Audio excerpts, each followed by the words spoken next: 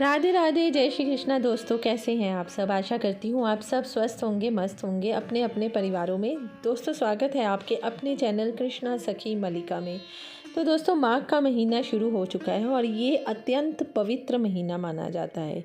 किस तरह से करनी चाहिए हमें माघ के महीने में भगवान श्री हरि की पूजा, लड्डू गोपाल जी की पूजा, श्री कृष्ण जी की पूजा। तो इसी विषय के ऊपर आज मैं वीडियो बनाने जा रही हूँ। लेकिन सबसे पहले मेरी वीडियो को सब्सक्राइब ज़रूर कीजिएगा जो भी इस चैनल पर नए आए हैं। दोस्तों शास्त्रों में माघ के महीने में कुछ ऐसे कार्य होते हैं जिसे हमें भूलकर भी नहीं करना चाहिए। माघ के महीने में मास में माघ मास में हमें मूली का सेवन नहीं करना चाहिए। माघ मास में तामसिक भोजन को भी वर्जित बताया गया है। मदिरा सेवन नहीं करना चाहिए। इसके अलावा माँ में हमें झूठ नहीं बोलना चाहिए, किसी का हमें अपमान नहीं करना चाहिए। तो माघ महीने का ना बहुत ज़्यादा महत्व होता है। इस दिन आप माघ का महीना जब शुरू हो जाता है तो आप सुबह जल्दी उठिए। ब्रह्म मुहूर्त में उठने की हमें आदत बनानी चाहिए। स्वच्छ वस्त्र धारण करने चाहिए स्नान करने के बाद। उसके बाद हमें संकल्प लेना चाहिए, पूजन करना चाहिए, गणेश जी का पूजन करना चाहिए हमें। उसके बाद लड्डू गोपाल जी का आप पूजन कीजिए। और जब भी आप लड्डू गोपाल जी को स्नान करवाएं ना माघ के महीने में, तो सबसे पहले जो उनकी गऊ माता होती हैं, गैया होती हैं, उनको भी हमें ज़रूर साथ में स्नान करवाना चाहिए। अगर आप गणेश जी का स्नान करवा रहे हैं, उनकी पूजन कर रही हैं, तो तिल, गुड़, लड्डू, दुर्वा और चंदन ज़रूर अर्पित करना चाहिए गणेश जी को। ये बहुत ही प्रिय है और मोदक का भोग हमें ज़रूर लगाना चाहिए। और उसके बाद गणेश जी की स्तुति और मंत्रों का जाप भी हमें ज़रूर करना चाहिए।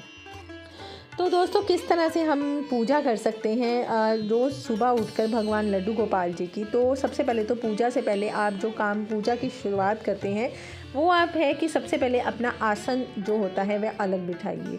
तो कि हर एक के आसन में जो हम पूजा करते हैं, जो इंसान भी अपने आसन पे अपना जो पर्सनल आसन होता है उस पे बैठ के जो पूजा करता है ना, उसका अलग ही उसको अपना फल मिलता है। तो किसी का हमें आसन इस्तेमाल नहीं करना चाहिए और ना ही हमें किसी को अपना आसन देना चाहिए। उसके बाद आप लड्डू गोपाल खुद स्नान करिए। उसके बाद आप लड्डू गोपाल जी को स्नान करवाइए। पंचामृत से भी आप स्नान करवा सकते हैं क्योंकि मौसम अब थोड़ा सा चेंज हो गया है। और अगर आपकी वहाँ पे भी अगर ठंड ज़्यादा है तो आप थोड़ा सा गुनगुना जो पानी होता है उसमें गंगा जल मिला के लड्डू गोपाल जी को स्नान करवा दीजिए।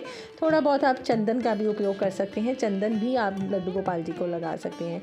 उसके बाद आप लड्डू गोपाल जी को सुंदर सुंदर नए नए वस्त्र पहनाइए, नए नए उनके जो आभूषण होते हैं वह पहनाइए। मंत्र जाप के लिए माला लीजिए, माला जो होती है वह भी अलग ही होनी चाहिए दोस्तों। उसके बाद दीप प्रज्वलित कीजिए। सर्वप्रथम ईश्वर से हमें प्रार्थना करनी चाहिए कि हे भगवान, हमारे घर में जो भी नकारात्मक ऊर्जाएं हैं वह बाहर निकल जाएं और आप अपना प्रवेश सदैव हमारे घर में कीजिए, हमारे घर में विराजमान कीजिए अपने आप को।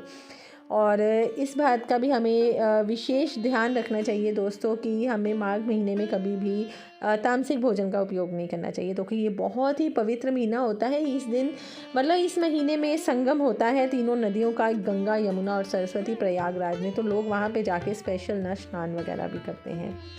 तो इस तरह से हमें जो माघ महीना होता है ना, भगवान विष्णु और श्री कृष्ण की पूजा करने का बहुत ही विधान होता है। माघ माह में हमें तिल का दान करना चाहिए। तिल का उपटन भी लोग लगाते हैं, तिल के पानी से भी वह स्नान करते हैं और इससे सेहत भी कहते हैं ठीक रहती है। और माँ गंगा जो होती है ना, भगवान विष्णु भी और माँ गंगा भी दोनों बहुत प्रसन्न रहते हैं हमारे ऊपर। तो इस तरह से भगवान लड्डू गोपाल जी को स्नान करवाने के बाद उनको भोग ज़रूर लगवाइए। अच्छे अच्छे वस्त्र पहनाने के बाद भोग लगाइए। भोग में आप लड्डू भी लगा सकते हैं, ड्राई फ्रूट भी लगा सकते हैं, खीर का भोग लगा सकते हैं, जैसी आपकी इच्छा हो आप वो भोग लगा सकते हैं। साथ में गौ माता को भी भोग लगाइए। और इस तरह से आप भगवान को आशीर्वाद प्राप्त कर सकते हैं, भगवान को प्रसन्न कर सकते हैं। माघ का महीना अत्यंत शुभ माना जाता है। जैसे कि कार्तिक मास में बहुत महत्व होता है ना, इसी तरह से माघ माह का भी बहुत महत्व होता है।